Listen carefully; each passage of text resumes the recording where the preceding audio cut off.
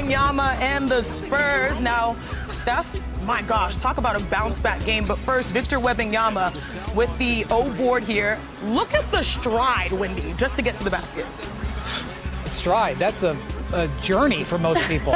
That's a great leap. Wembanyama had 31 points, 15 rebounds, 10 assists in the game.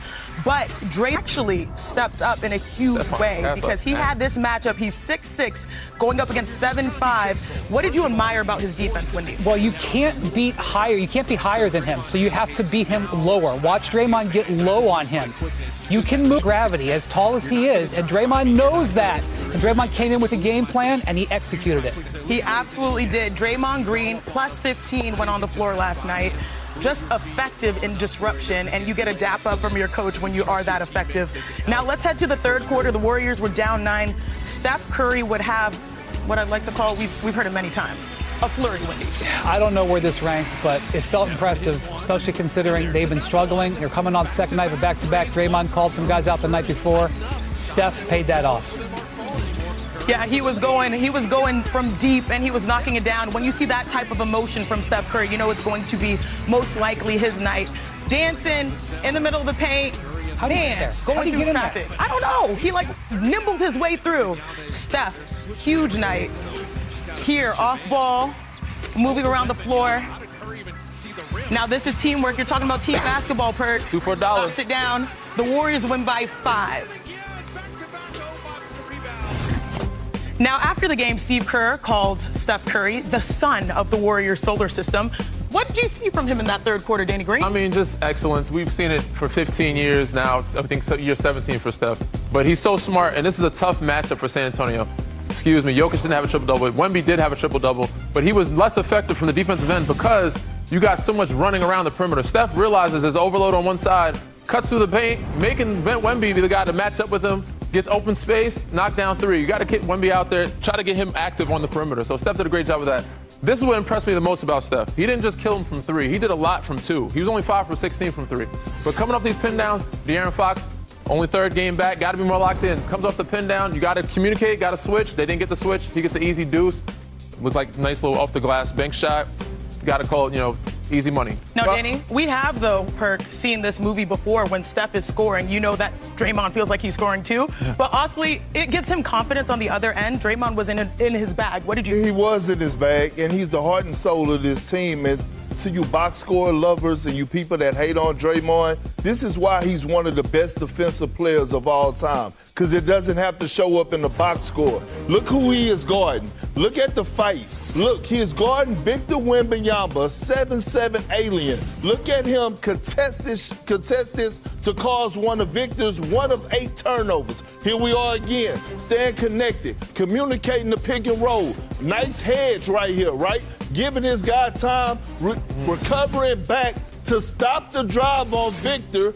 Look, check this out. Another turnover, right? Caused by Draymond Green. Touching him up early. Still communicating. Okay, he catches the ball. Look, give him space. Look at the contest by Draymond Green, right? That forced another turnover. So again, to you box score watchers, Draymond Green, his impact on the game is not going to show up in the box scores, but when you watch the damn game, you see his value on what he brings to this Golden State Warriors team. So on one side, Steph Curry, 46 points, explodes in the third quarter. And then on the other side, Draymond's signature defense.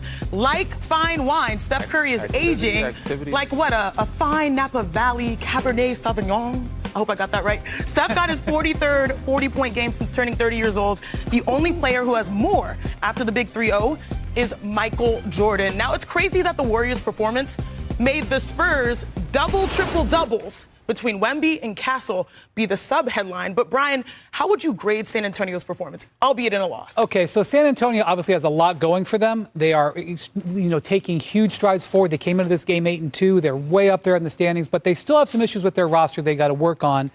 Primarily, they don't shoot the three-pointer that great. And so in this game, and I know you're not going to outshoot Steph, but they get outshot by 7 threes in this game. They're in the bottom 10 in three-pointers made, and that's why Wemby has been kind of shooting a little bit more threes.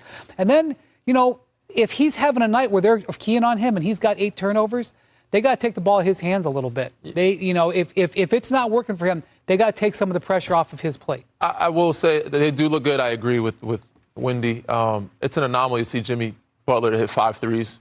He hit 5 threes last night. Moses Moody, they got it. Al Horford, time and time again, and obviously Steph, told him apart in that third quarter. He got it going, but mostly from the mid-range. But I like what they're doing in San Antonio. We got to get De'Aaron Fox more in the rhythm and be more aggressive. I feel like he's playing to fit in.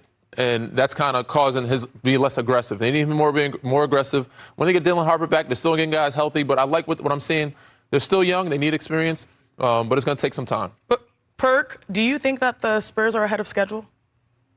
Look, I think the Spurs are going to make the playoffs, okay? I think you got to grow, right? We didn't see all the guys take that step forward, the elite players, where they get theirs and go through the growing pains of making guys around them better. That's what we're seeing out of Victor, right? Seeing how to play alongside, seeing how to put guys to be in position to play alongside him. That's why we saw the 8 turnovers. De'Aaron Fox was brought in to be that closer. I'm going to give them some grace.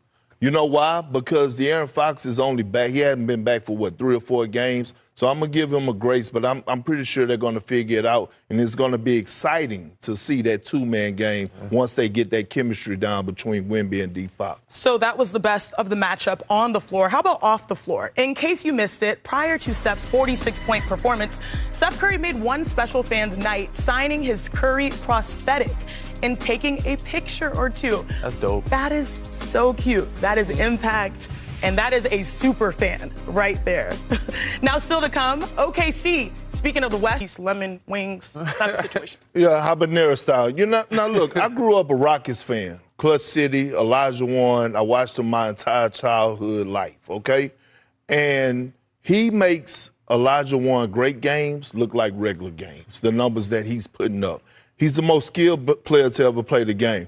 I'm not mad at Ty Lue's game plan because Zubac is one of the best defenders, post defenders in the game. He's guarded Jokic better than anyone else in the entire league over the past year and a half. But what happened is that we saw greatness last night. We saw greatness. We saw a guy come into arena fresh off of back-to-back, going against one of the most elite defenders in the league at the post position and give him that work. Straight business. And so when you think about Jokic and people start to have these conversations of where he ranked, and I'm going to tell you this, he's the best center I've seen in the last 20 years. I know that damn much. I mean, he is very skilled. There's a young guy that's up and coming that could catch him at some point. Who? And Victor Wembanyama, and he's a very skilled big as well, and he is on his way. But it is a shame because Jokic, as great as he is and all the things he's doing, I think we're kind of taking it for granted. And he's in that LeBron conversation. I'm sure Wendy will speak about the numbers that he's putting up, and he's just been doing it for half a decade now of being in the MVP conversation, and not only doing it from inside, but doing it from 3.